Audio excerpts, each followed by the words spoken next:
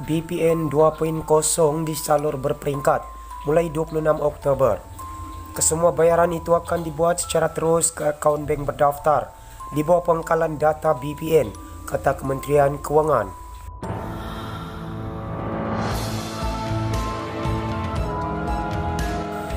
Bayaran fasa pertama Bantuan Prihatin Nasional BPN 2.0 berjumlah RM7 bilion akan disalurkan kepada 10.6 juta penerima sedia ada daripada kategori isi rumah dan individu bujang secara berperingkat bermula 26 Oktober ini. Kementerian Kewangan dalam satu kenyataan hari ini memaklumkan pecahan bayaran fasa pertama BPN 2.0 berjumlah RM4.8 bilion bagi kategori pertama penerima melibatkan 3.7 juta isi rumah B40 yang akan menerima RM1.000. Bayaran itu akan dibuat dalam dua ansuran, iaitu sebanyak RM700 pada hujung Oktober dan RM300 pada Januari 2021. Kumpulan kedua membabitkan 3.8 juta kumpulan B40. Bujang pula akan menerima RM500 melibatkan dua ansuran pembayaran sebanyak RM350 pada Oktober 2020 dan RM150 pada Januari 2021. Kumpulan ketiga pula melibatkan 1.4 juta isi rumah M40 yang akan menerima RM600 dengan dua pembayaran ansuran, iaitu RM400 pada Oktober 2020 dan RM200 pada Januari 2021. Bagi 1.7 juta kumpulan M40 bujang pula akan menerima RM300 yang akan melibatkan dua ansuran, iaitu RM200 pada Oktober 2020 dan RM100 pada Januari 2021.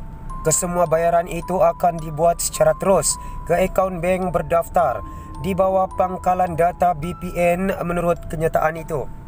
Sementara itu, Menteri Kewangan Dato' Seri Tengku Zafrul Tengku Abdul Aziz berkata, permohonan baru BPN 2.0 dibuka mulai 15 Oktober hingga 15 November ini bagi membantu kumpulan mereka yang belum pernah menerima BPN sebelum ini, termasuk golongan muda terjejas baru yang layak memohon akibat perubahan terhadap status pendapatan mereka ekoran impak penularan COVID-19.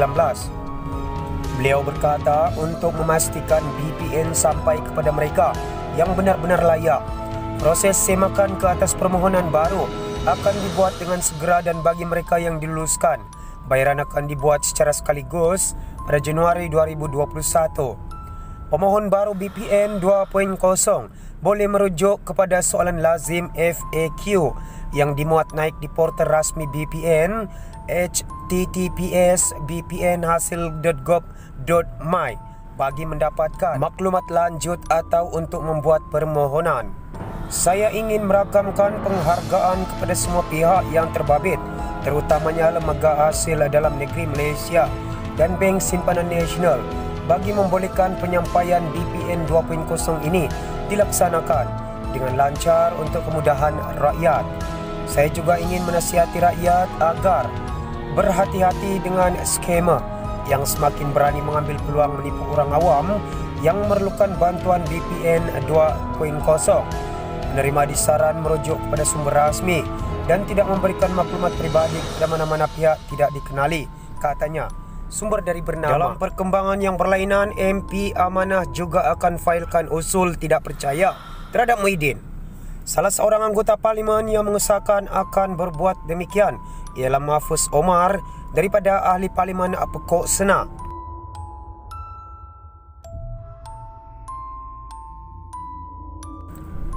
Anggota Parlimen Amanah dijangka akan memfailkan usul tidak percaya terhadap Perdana Menteri Muhyiddin Yassin seperti dilakukan kem bekas Perdana Menteri Dr. Mahathir Mohamad. Salah seorang yang mengesahkan akan berbuat demikian ialah Naib Presidennya Mahfuz Omar yang akan menghantar usul tersebut hari ini. Hari ini merupakan hari terakhir untuk usul itu dihantar kepada Yang di-Pertua Dewan Rakyat Azhar Harun. Ya, saya akan hantar hari ini. Hari ini hari terakhir lepas solat Jumaat. Sekejap lagi, kata Ahli Parlimen Pokok Sena itu kepada Malaysia Kini. Menurut seorang lagi Presiden Amanah Hasanuddin bin Muhammad Yunus, semua 11 anggota Parlimen Amanah digalakkan berbuat demikian. Kami sedang menyiapkan dokumen-dokumen tersebut dan tidaklah status wajib untuk menghantar. Tapi kita menggalakkan semua 11 orang itu untuk menghantar surat hari ini, katanya yang juga anggota Parlimen Hulu Langat. Hasanuddin berkata ia bagi menzahirkan bahawa ahli-ahli Parlimen sudah hilang kepercayaan terhadap Muhyiddin. Lebih-lebih lagi setelah PN dilihat bertelingkah sesama sendiri. Bagi saya yang penting kerajaan yang stabil. Memang kami nak ambil balik kerajaan, tapi kami lebih mengutamakan kestabilan kerajaan dan ekonomi. Tapi bila dah bergaduh sesama mereka antara PN dan sekutu menyerang secara terbuka, jadi dengan sendirinya kerajaan ini bagi saya sudah tidak stabil. Jadi perlu untuk menukar Perdana Menteri dan kerajaan, katanya lagi. Terdahulu Dr. Mahathir dan kesemua ahli parlimen dari Parti Pejuang Tanah Airku, Pejuang, memfailkan usul tidak percaya terhadap Muhyiddin hari ini. Menurut Ketua Penerangan Penaja Pejuang, Masli Malik, keputusan itu diambil kerana kegagalan Perdana Menteri mentadbir kerajaan sewaktu wabak COVID-19 dan juga keraguan terhadap bilangan majoriti yang diperolehinya. Usul undi tidak percaya tersebut difailkan oleh Mahathir, Ahli Parlimen Langkawi, Mukhlis Mahathir, Jerlun, Masli Simpang Renggam, Amiruddin Hamzah, Bang Pasu dan Saharuddin Muhammad Saleh, Sri Gading. Langkah itu dilakukan setelah keretakan mulai melanda Kerajaan Perikatan Nasional PN apabila UMNO mengencam untuk menarik sokongan daripada gabungan itu. Dalam perkembangan berita berkaitan, Muhyiddin minta UMNO perinci syarat baru dengan PN. Permintaan itu dinyatakan dalam surat Muhyiddin kepada UMNO yang dihantar melalui Setiausaha Agung Bersatu Hamzah Zainuddin.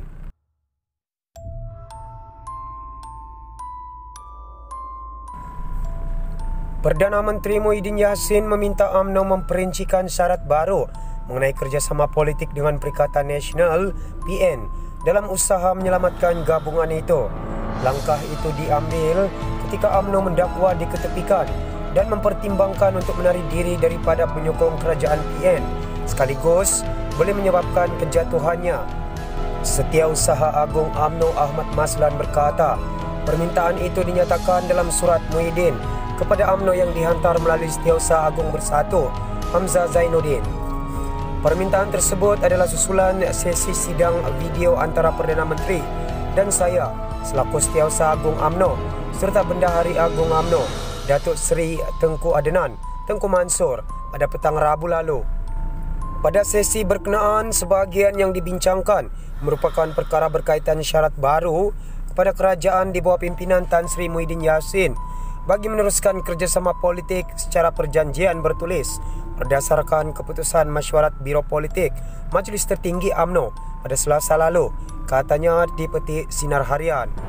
Ahmad yang ditemui pada Majlis Bantuan kepada Mahasiswa bagi Parlimen Pontian di Benut hari ini juga ditanya apakah syarat baru itu merupakan satu ugutan politik.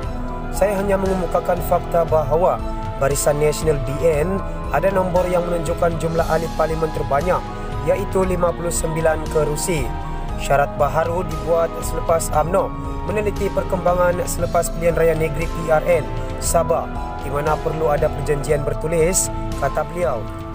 Syarat baharu dibuat selepas UMNO meneliti perkembangan selepas pilihan raya negeri PRN Sabah di mana perlu ada perjanjian bertulis, kata beliau. Dalam perkembangan lain, Ahmad berkata UMNO tidak berhasrat untuk memfailkan usul tidak percaya terhadap Muhyiddin. Lapor Harian Metro. Katanya desakan ahli Parlimen Gua Musang Tengku Razaleek Hamzah agar undi tidak percaya dibuat terhadap Muhyiddin merupakan tindakan peribadi dan UMNO tidak terbabit. Dia juga menafikan UMNO berpecah antara kumpulan yang menyokong Muhyiddin dan kumpulan yang ingin membentuk kerajaan baru dengan Presiden PKR Anwar Ibrahim. Tidak timbul isu atau dakwaan bahawa UMNO telah berpecah seperti digembar-gemburkan oleh setengah pihak, katanya. Beralih ke perkongsian berita yang terakhir. Anwar ada sokongan. Dulu saya tak percaya, sekarang pun tak percaya. Dulu pun dia buat macam tu dah, kata Dr. Mahathir Mohamad.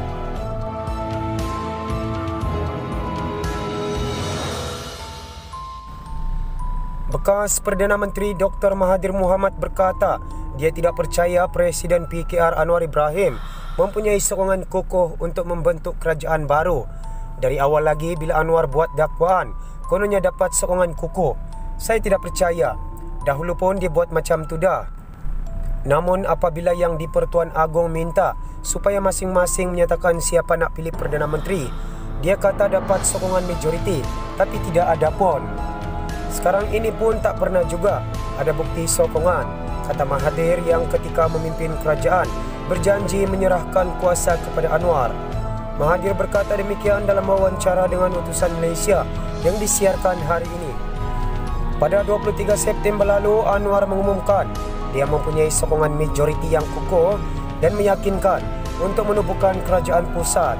Usulan itu pada 13 Oktober, Ketua Pembangkang menghadap yang di-Pertuan Agong untuk menyerahkan dokumen sahih yang membuktikan sokongan ahli parlimen kepadanya. Bagaimanapun, istana dalam satu kenyataan berkata Anwar tidak memberi senarai nama ahli parlimen yang menyokongnya. Sekarang ini Anwar mungkin nak tengok ada orang nak sokong dia atau tidak. Beliau hanya mengulangi dakwaan yang pernah dibuat dahulu, tetapi langsung tidak mengemukakan sebarang bukti yang menyokong dakwaannya, katanya. Sementara itu, Mahathir memberitahu UMNO akan menghadapi risiko jatuh sekali lagi jika bertindak tarik diri menyokong Perikatan Nasional PN. Jika berbuat demikian, ia boleh merisikokan UMNO sendiri untuk jatuh sekali. UMNO berkemungkinan akan fikir boleh membentuk kerajaan baru bersama Anwar jika mengambil tindakan keluar dari PN. Bukan sahaja PN jatuh, UMNO pun jatuh juga, katanya ketika ditanya pengumuman UMNO sebelum ini bahawa parti itu mempertimbang untuk tarik diri daripada menyokong PN. Tambahnya, pakatan antara Anwar dan UMNO tidak akan kekal lama jika ada pihak yang menarik diri. Apabila ada pakatan antara Anwar dan UMNO ini, ada orang yang akan tarik diri, jadi tak capai majoriti juga. Mungkin ada deal perjanjian. Kalau saya Anwar jadi Perdana Menteri, saya bagi kamu jadi menteri dan sebagainya, katanya lagi. Semua sumber berita telah dipetik dari Malaysia Kini Online. Terima kasih kerana anda mendengarkan video ini sehingga ke penghujungnya. Anda digalakkan untuk mengongsikan video ini ke akaun media sosial anda.